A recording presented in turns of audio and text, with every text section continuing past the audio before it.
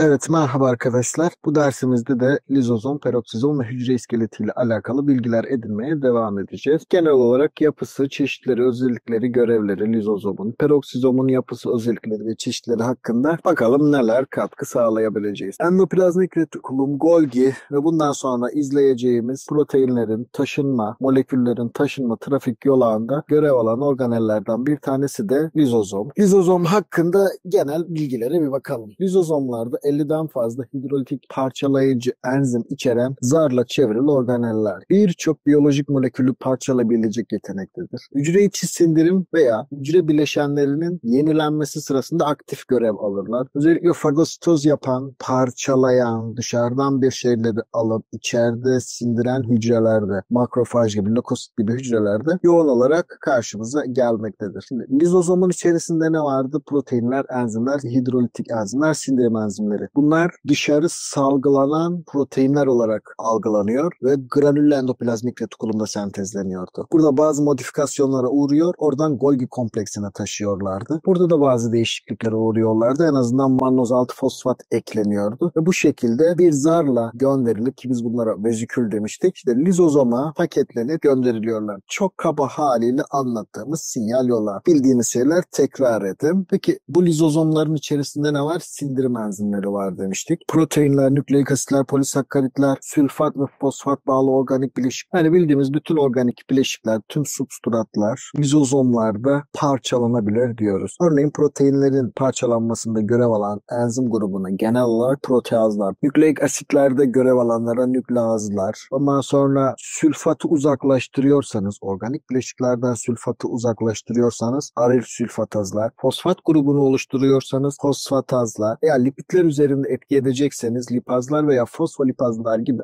enzimler zaten biyokimyada en sık duyacağınız dersler arasında. Bunlar nerede gerçekleşiyor? Lizozomlarda gerçekleşiyor. Peki bu lizozomlardaki bu enzimler protein yapıda enzimlerdi. Bu enzimler var hocam da bunlar niye kendi kendilerini sindirmiyorlar veya hücreyi sindirmiyorlar? Bunun için ikili koruma sistemi konulmuş. Bunlara bir bakacağız. Birinci koruma sistemi, lizozomun zarı özeldir. Bu parçalayıcı enzimlerin görev yapmasını engelleyecek şekilde, onları uzak tutacak şekilde tanımlanmıştır. Yani o periferal proteinler vardı ya hücre zarlarında. İşte lizozomlardaki periferal proteinler de bu enzimlerle işlem görmüyor. Onlar farklı bir şekilde çalışıyorlar. Zarla bir koruma sistemi konulmuş. Bu bir. İkincisi, enzimlerin çalışması için özel bir sistem daha eklenmiş. pH sistemi. Şimdi sitoplazmamız kaç? Sitoplazmamız 7. 7,2 civarında. Buradaki hidrojen iyonlarını tutup lizozomun içerisine alıyorsunuz. Burada çok özel bir proton pompası söz konusu. Dışarıda hidrojeni alıp 100 kat daha yoğun bir yere koyuyorsunuz. Sitoplazmadaki hidrojen iyonlarını lizozomun içerisine alarak pH'yı 7'den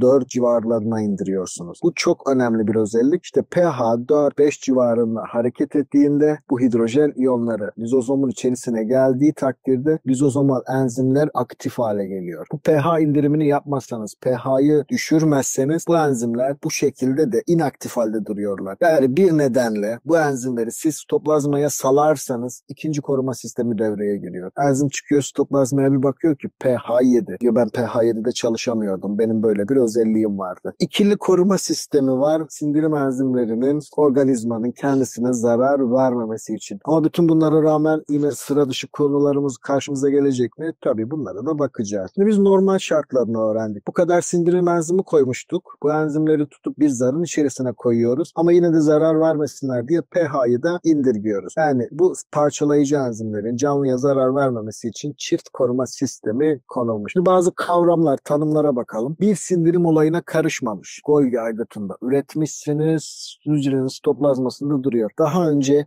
hiç sindirim işlemi yapmamış lizozomlar var. Bunlara birincil, primer lizozomlar ifadesi kullanılıyor. Sizin bildiğiniz bir endositoz olayı vardı. Dışarıdan bazı maddelerin içeri alınması vardı. Bununla alakalı kalatrin proteinleri, kalatrin kaplı veziküller içeri giriyordu. Eğer katı madde ise fagositoz, oluşan kofula da vakuole de fagozom diyorduk. Sıvı bileşen de suda eriyen bir bileşen ise, sıvıda eriyen bir bileşen ise pinositik veya pinositoz, hücrenin içmesi anlamında kullanılan pinositik vezikül, vakuol, koful ifadesini kullanıyorduk. Bunu aldık. Duruyor hücrenin sitoplazmasında. Ve siz bu endositozda aldığınız besini ne yapacaksınız? yapacaksınız? Parçalayacaktınız. Gidip lizozomla birleşiyordu. İşte tam bu noktada primer lizozomlar, daha önce hiç kullanılmamış 0 kilometre lizozomlar, primer lizozomlar devreye giriyor ve bu fagozomun zarıyla birleşiyor. Hidrolitik enzimler aktif hale geliyor. Bu şekilde sindirim yapmaya devam eden aktif parçalayıcı, bizim gerçek anlamda bildiğimiz lizozom dediğimiz olay bu. Sekonder veya ikincil lizozomlar ifadesini kullanıyoruz. Vezikül alınmış, parçalanmak üzere lizozomla birleşmiş ve parçalama aktivitesi gerçekleşiyor. Bu şekildeki lizozomlara sekonder, ikincil lizozomlar ifadesi kullanıyoruz. Peki buradaki temel mantık ne? Polimerleri monomerlere ayırmak. Büyük molekülleri küçük parçalara ayırmak. İkincil lizozomlarda sindirdiniz, parçaladığınız monomerler oluştu. Ve ne olacak? Küçük maddeler sitoplazmaya çıkacak. Bildiğimiz bu. Peki parçalanmayan, sindirilmeyen veya sitoplazmaya çıkmasını istemediğimiz bileşikler ne olacak? İşte tam bu aşamada da tersiyer lizozom, artık cisim veya rezidüel cisim ifadeleri karşımıza geliyor. Örneğin nöronlarda ve kalpte böyle bir durum söz konusu. Ortamda fazla bir miktarda çeşitli bileşen var. Biz bunların sitoplazmaya geçmesini istemiyoruz. Evet, aldık, parçaladık, sindirdik ve lizozomal zarların içerisinde duruyor. Biriktirme dediğimiz rezidüel cisimler bu anlama geliyor. Lipofiksin veya yaşlılık pigmenti olarak da karşımıza çıkıyor. Biz insanlar için bu ifadeleri kullanıyoruz. Evet, şu şekil üzerinden bir bahsedelim. Neydi hikayemiz? Çekirdek zarı vardı. Çekirdek zarı çift zarlıydı ve bu ER'nin devamı olarak devam ediyordu, ilerliyordu. Bunun üzerinde endoplazmik retikulumun üzerinde ribozomlar yer alıyordu. Granüllü endoplazmik retikulumlar. Ve bu şekilde biz dışarı salgılanacak proteinlerin yolağını incelemeye başlıyorduk. ER'de protein yapılıyor. Primer, sekonder ve tersiyer yapıları oluşturuluyor. Disülfit bağları oluşturuluyor. Oligosakkaritler ekleniyor. Çeşitli fosforilleme ve hidroksilleme reaksiyonları gerçekleşiyor. Ve daha sonra diyor ki benim yapabileceğim iş bu kadar. Bundan sonrasını Golgi yapacak. Endoplazmik retikulumdan Golgi'ye, Golgi'nin hangi yüzüne? Cis yüzüne, giriş yüzüne bunlar gönderiyor. Golgi bu vezikülleri alıyor ve bu proteinleri işliyor. Bakıyor ki sen diyor lizozomal enzimde görev alacak bir proteinsin, parçalayıcı bir proteinsin, sen aslında bir proteazsın diyor. O zaman hemen buna mannoz 6 fosfat ekliyordu ve diyordu ki siz lizozomlara gidin. İşte bu aşamada meydana gelen değişimleri Golgi yapıyor ve trans yüzünden gönderiyordu veziküller halinde. Biz bu aşamada kalatrin kaplı veziküllerin oluşumunu, COP2 ve COP1 veziküllerinin oluşumunu görüyorduk. Kalatrin kaplılar ne oluyor? Kalatrin kaplılar biraz sonra endozomlarla alınan veya lizozomlara gidecek olan yapılardı. Birinci taşımamız COP2 olanlar ER'den Golgi'ye gidiyordu. COP1 olanlar ise, COP1 veziküller ise buradan çıkıp Golgi'den çıkıp yeniden de ER'ye geliyorlardı. Bunu daha önceki derslerimizde anlatmıştık. Yeniden hatırladık. Peki Golgi'de lizozomu yaptınız. İçerisine sindirim enzimlerini koydunuz. Bu sindirim enzimlerini işaretlemek için mannoz 6 fosfat eklediniz. Oldu size primer bir lizozom. Daha önce hiç sindirim olayına, hiçbir kavgaya, gürültüye karışmamış, efendi oturan sakin lizozomlardan bahsettik. Bunlar neler yapabiliyor? Önce onlara bakalım. Siz bu sindirim enzimlerini hücrenin dışına atabiliyorsunuz. Tükrükte olduğu gibi, kemikte olduğu gibi veya sindirim sisteminde, ince bağırsaklarda olduğu gibi. Sindirim sisteminde gönderiyorsunuz. Besin maddelerinin üzerine sindirim enzimlerini atıyorsunuz veya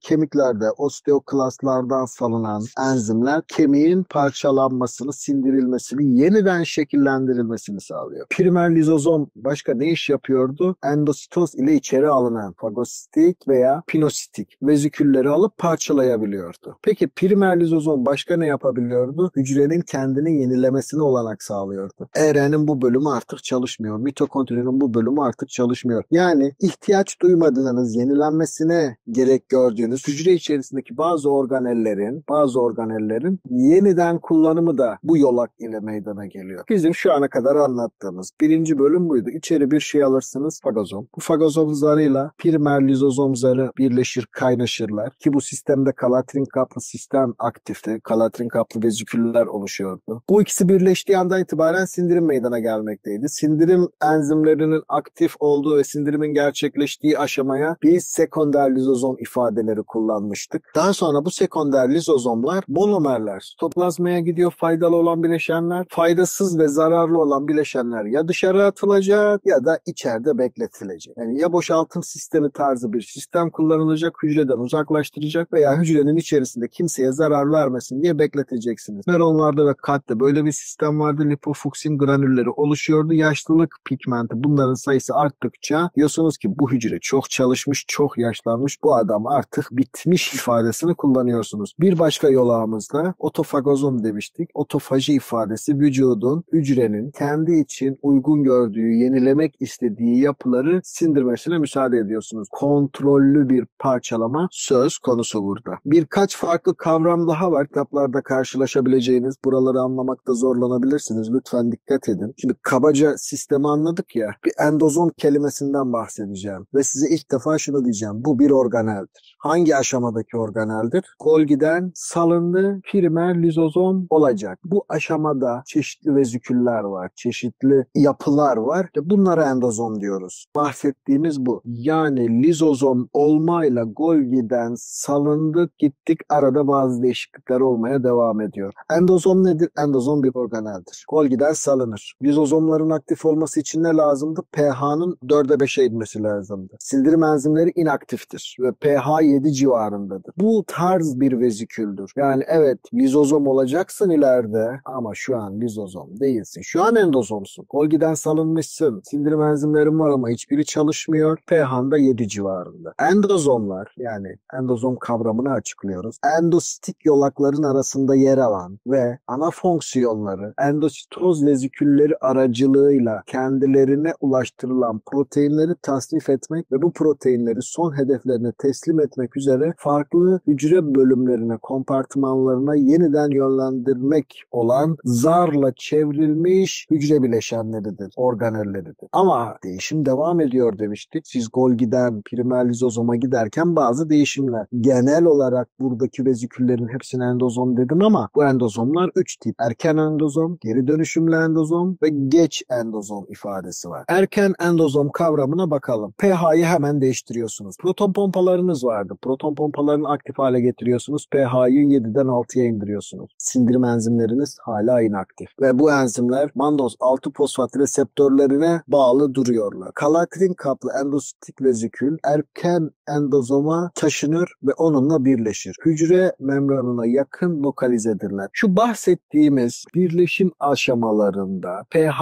6 civarındayken Golgi'den salınan bu parçalara erken endozom adını veriyoruz. Bunu unutmayın. Geri dönüşümlü endozom ne? Bakıyorsunuz içeride boş bir vezikül var ve bu tekrar gidip hücre zarıyla birleşiyor. Hücre zarında bulunan ligandlar ve reseptörler vardı ya, bunları geri eski yerine, hücre zarına taşıyorlar. Yani hücre zarına geri dönecek olan reseptörlerin bulunduğu bir veziküldür. Bunlara da geri dönüşümlü endozom ifadesi kullanıyoruz. Benim enzimlerim kaçta aktifti? 4,5-5'te. Şu an hangi seviyedeyim? 6'dayım. Ama birleştim. Endozomla, endositik vezikülle birleştim. Ve pH'mı düşürmeye devam ediyorum. pH 6'dan 5,5'a inmeye devam ediyor. Proton içeri yüklemeye devam ediyorum. Sindirim enzimlerim hala inaktif. İçeride ne var? Lizozom diyeceğimiz bu geç endozomun içerisinde mannoz 6 reseptörüm var. Sindirim başlamış mı? Hayır, sindirim başlamamış. Bu vezikülleri geç endozom ifadesi kullanıyorum. Bu geç endozomlarda bir sonraki aşamada olgunlaşıp bildiğiniz lizozom ifadesi kullanacağız. Sitoplazmanın derinlerinde lokalizedir bu geç endozomlar. Yani Golgi'den çıktınız, pH'nız 7. Sindirim enzimleriniz inaktif. Ben size bir vezikül kelimesi kullanacağım. Sen bir vezikülsün. Ama senin adın erken endozom. pH'yı düşürmeye başladın. Mannoz reseptörün var. Sindirim enzimlerin inaktif. Bu zaman ben sana diyorum ki sen erken endozomsun ve endositik veziküllerle birleşeceksin. Sen daha da gayret göstermeye başladın. Aferin sana. Proton kanallarını aktive ettin. pH'nı 5'e indirdin.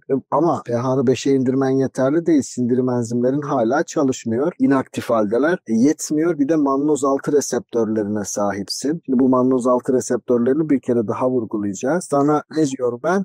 Geç endozom ifadesini kullanıyorum. Geç endozomlarda pH'sını 4,5'a indirdiğinde olgun primer lizozom ifadesini kullanacağız. Sadece pH'nın 4,5'a inmesi değil, vücudumuzda israf söz konusu değil. Zaten her şeyi bin bir parayla yapıyoruz. Bir sürü ATP veriyoruz. Gereksiz yere bir şeyleri israf da etmek istemiyoruz. Benim bir mannoz 6 reseptörüm vardı. Hem pH'yı indiriyorum hem de geç endozomların içinden mannoz 6 fosfat reseptörünü uzaklaştırıyor. Bu aşamada geç endozomlar primer lizozomlara dönüşmüş kabul ediliyor. Yani bu slaytın bu bölümü Golgi'den salınan bir vezikülle lizozom arasında geçen bir grup vezikül aşaması var. Bunlara değişik isimler vermişiz. Bunları anlatmaya çalışıyoruz. Bizim için pH burada önemli bir kriter. Mannose 6 reseptörü önemli bir kriter. Şimdi Mannose 6 reseptörü neydi? Yeniden bir onu tekrar edelim. Siz granüle endoplazmik retikulumda bir protein sentezliyorsunuz. Bunu Golgi'ye gönderiyorsunuz. Golgi'de fosfatlama meydana geliyordu. Mannose fosfatlıyordunuz buna. Mannose fosfatladığınız anda siz bu proteine şu misyonu yüklemiş oluyorsunuz. Arkadaşım sen öyle bir proteinsin ki gidip lizozomda görev alacaksın. Siz o proteini lizozoma hedeflemiş, yönlendirmiş oluyorsunuz. Onun geçiş izni lizozomlarda var. Bir protein bir de buna takılı mannose 6 fosfat var. Bu gidip kendine ait reseptörüne bağlanıyor. Mannose 6 fosfat reseptörüne bağlanıyor. Ve bu şekilde bağlanmayla kalatrin kaplı bir vezikül oluşturuyordu. Veziküller konusunu hatırlarsanız kalatrin kaplı mekanizmanın bir tanesi de burada görev alıyordu ve siz bu proteinleri tutup bir vezikül içerisine alıyorsunuz. Reseptörünüz var, mannose 6 fosfatınız var, ona bağlı bir sindirim enziminiz var ama sistemin tamamı bir vezikül, bir zar içerisinde inaktif. Buraya kadar anlatmaya çalıştığım kısım bu. Şimdi Golgi'den salındınız, durumunuz ne? Ona bakıyoruz. pH'nız 7 civarında, enzimleriniz inaktifse biz size endozom diyoruz. pH'nızı 6'ya indirdiyseniz erken endozom diyoruz. Ama sizin içinizde hala mannose 6 reseptörleri ve mannose 6'nın kendisi var. Sindirim enzimleriniz inaktif. Daha şu ana kadar hiçbir kavgaya, gürültüye karışmamışsınız. Yani sindirim meydana gelmemiş. Bu enzimleri kullanmamışsınız. pH düşmeye devam ediyor. Proton kanalları vasıtasıyla içeri 100 kata kadar artan bir hidrojen iyonu alacaktınız. pH'nız bu şekilde düşüyor ve pH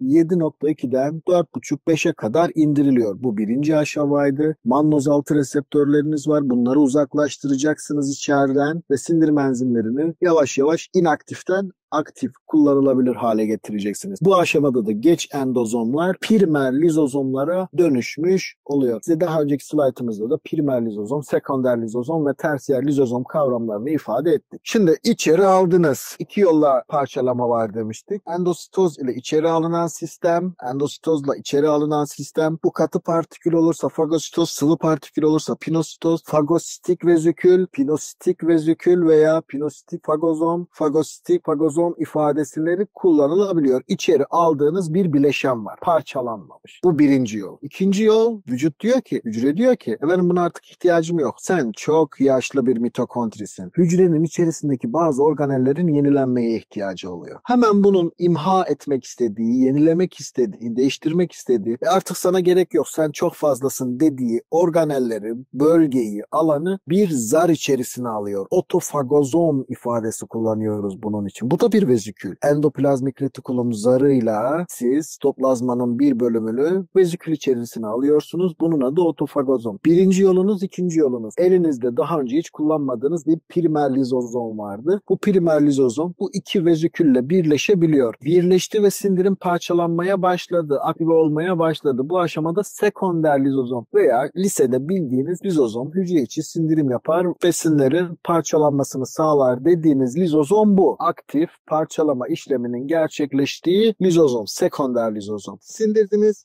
parçaladınız, dışarı atacaksınız. Dışarı atıyorsanız problem yok. Veya sitoplazmada kullanacaksanız problem yok. Ama bazı bileşenler var. Ne atabiliyorsunuz, ne satabiliyorsunuz. İçinizde kalıyor, büyüyor. İşte yaşlılık pigmenti, lipofuksin dediğimiz bileşenler bunlar. Yani tersiyer lizozom, artık cisim, rezidüel cisim dediğimiz üçüncü tip lizozomlara da bu şekilde isimler veriyoruz. Biz depolamayı ER ve GER için, Golgi için söylemiştik. Salgı veziküllerindeki tam olarak depolama dediğimiz şey burası. Buraya bir dikkat edin. Sentezlediniz, Golgi'den attınız, vezikül halinde tutuyorsunuz. İşte depolama dediğimiz aşama bu. Size bir uyarı gelmesi lazım. Ya metabolik, ya hormonal bir uyarı gelecek, ya nöral bir uyarı gelecek. Bu veziküller, depolanmış halde bulunan veziküller içerisinde sindirim enzimleri veya başka bir şeyler bulunan veziküller salınacak. Aktif olarak kullanacak. İşte depolamadan kastımız bu. bu. Bu eğer pankreasta ise biz buna zimogen granüller diyoruz. Pankreasta ne vardı? Sindirim enzimleri vardı. Burada nokta nokta gözüken bölgeler sindirim enzimleri. Baktınız metabolik bir uyarı var, hormonal bir uyarı var, nöronal bir uyarı var. Vücut sana şunu diyor. Kardeş yemek yedim de bana enzim gönder. Bunları parçalamak lazım. Hemen gönderiyorsunuz bu proteinleri hücre içerisinden hücre dışarısına salgı kanalları vasıtasıyla ince bağırsak lümenine, duodenuma salgılamaya başlıyorsunuz ve orada besinleri parçalamaya başlıyorsunuz. Peki bunlar nerede? Pankreasta. Ne bunlar? Küçük noktacıklar. Hangi aşamadayız? Biz Golgi'den çıktık. Daha önce kullanılmayan bir primer lizozomuz. Biriktiriliyoruz, bekliyoruz. Bulunduğumuz aşama bu. Bunların genel adına ise zimogen granüller ifadesi kullanılıyor.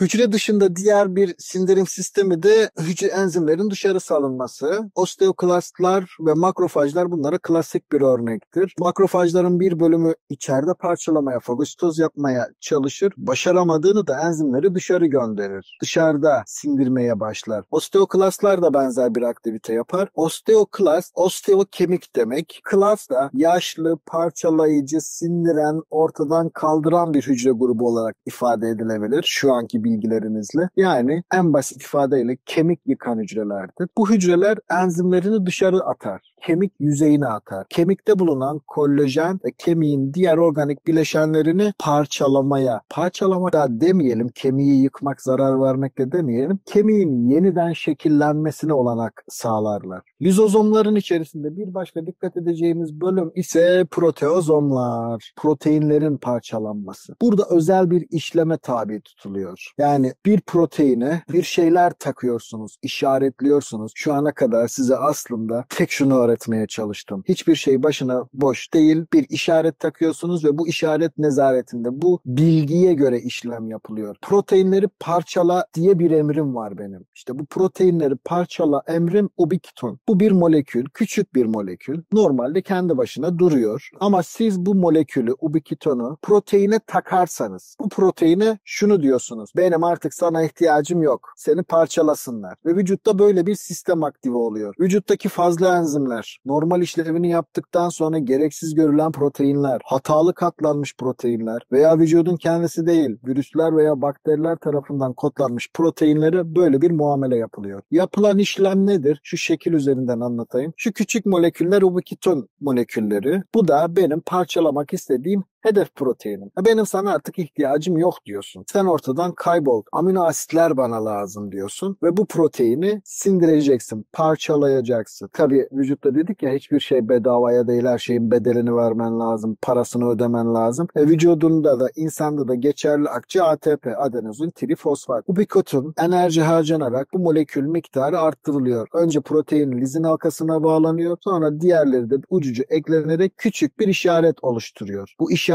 ilk başta sinyal dizisi ifadesini kullandım. Öncül dizi ifadesini kullandım protein sentezinde. Eğer ben buna mannoz ekliyorsam, fosfat ekliyorsam sinyal yaması ifadesini kullandım. Size hep bir şeyler anlatmaya çalışıyorum. İşaretleyici moleküller var. Bu işaretleyici moleküllerden bir tanesi de ubiquitin. Bir protein buna eklendikten sonra proteazlar şu işleme tabi tutuluyorlar. Vay demek biz seni ortadan kaldıracağız. Sen böyle bir tanımlandın. Sen gereksiz bir proteinsin. Hemen 8 amino asitlik peptitler halinde pat küçük parçalara bölünüyor. Oradan sitoplazmaya taşınıyor. Ubiquitin uzaklaştırılıyor. Yeniden kullanılmak üzere ben artık kullanmayacağım gereksiz bir proteini ham maddelerine, amino asitlerine parçalıyorum ve yeniden şekillendireceğim. Yeniden kullanacağım. İşte size ER'de üretilen proteinlerin yarısı 20 dakika içerisinde proteozom yoluyla yok edilir. Ortadan kaldırılır. Dan kastım buraya kadar bu şekildeydi. Peki her şey yolunda mı? Hayır, her şey yolunda değil. Zaten her şey yolunda ise siz niye tıp okuyorsunuz? Bazı sıkıntılar olacak. Lizozomal hastalıklar var. Bunları bir tanımlamaya çalışalım. Şimdi lizozomun içerisinde çok fazla sayıda sindirim enzimi var dedik. Bunlar işlerini doğru yaparsa problem yok. Peki bu enzimler doğru çalışmazsa işte o zaman problem meydana geliyor. Lizozomun içerisinde parçalanması gereken moleküller parçalanmıyor, birikiyor. Lizozomal depo hastalıkları diye tanımladığımız bir kavram ortaya çıkıyor. Bu şekilde tanımlanmış tanımlanmış 30'dan fazla genetik hastalık var. Protein bu gendeki bir mutasyon, bu proteinin oluşmasını, bu enzimin ve lizozomun görev yapmamasını sağlıyor. Bu hastalıkların çoğunda sadece bir enzim görevli. Örneğin sfingomiyelin diye bir şeyden bahset. Bu molekülün parçalanması lazım, birikmemesi lazım. Bunu kim yapıyor? Sfingomiyelinaz enzimi yapıyor. Eğer bu enzimi üretemiyorsanız, burada bir mutasyon meydana geldiyse sfingomiyelin parçalanamıyor, birikiyor ve karşınıza Niemann-Pick hastalığı diye bir hastalık çıkıyor. Ben size burada en ilginç olan 2 tanesini vurgulamak istiyorum. İlginçten kastım şu. Birinci hastalığımız Gaucher hastalığı. En yaygın olan hastalık. Elimde bir tane organik molekülüm var. Glikoserebrosit.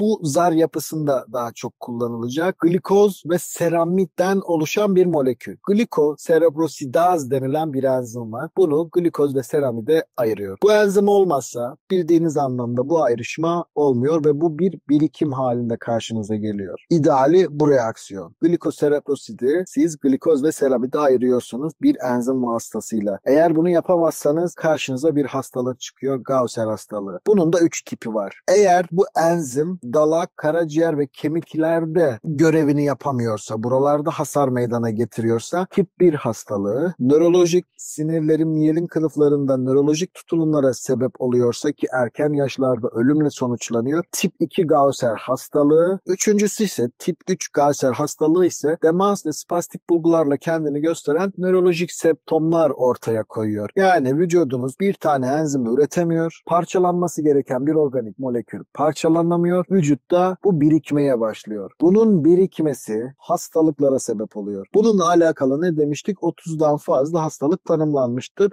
Bu şekilde. İlgili kaynaklarda bunların daha fazlasına ulaşabilirsiniz. Benim için ilginç olan bir tanesi daha var. Proteinlere mannoz 6 fosfat ekliyordum, fosforilliyordum. Ve bu şekilde ben bunları lizozoma gönderiyordum. Eğer ben bu işi yapamazsam ne olur? Yani benim bir lizozomum var ama içerisinde hiç enzim yok. Bu çok ender görülen, nadir görülen bir hastalıktır. İnklüzyon hücre hastalığı ifade ediliyor. Lizozomların içerisi tamamen boştur. Fosforlayıcı mannoz 6 fosfor yapan enzim görev yapmıyor. Yani sen proteini lizozoma yönlendiremiyorsun. Lizozomda bulunması gereken proteinler, sindirim enzimleri de diyor ki bana kimse bir şey demedi, o zaman ben çıkayım dolaşmaya devam edeyim diyor. İşte bu kişilerin kanlarında sindirim enzimlerine bahsettiğim parçalayıcı enzimlere karşılaşıyor. Ama hatırlarsanız bu enzimler bütün organizmayı parçalamıyor. Niye parçalamıyordu? İkili koruma sistemi vardı. Bunlardan bir tanesi zar. Evet, şu an zarımız yok. Enzimler zarın dışında, lizozomun dışında, hatta kanda dolaştıkları söyleniyor.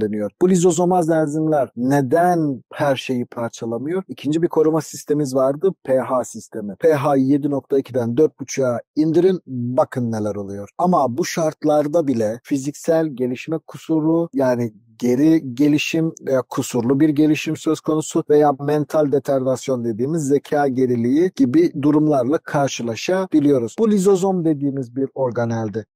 Gençler, bir çay molası verelim. Saat başında görüşmek üzere.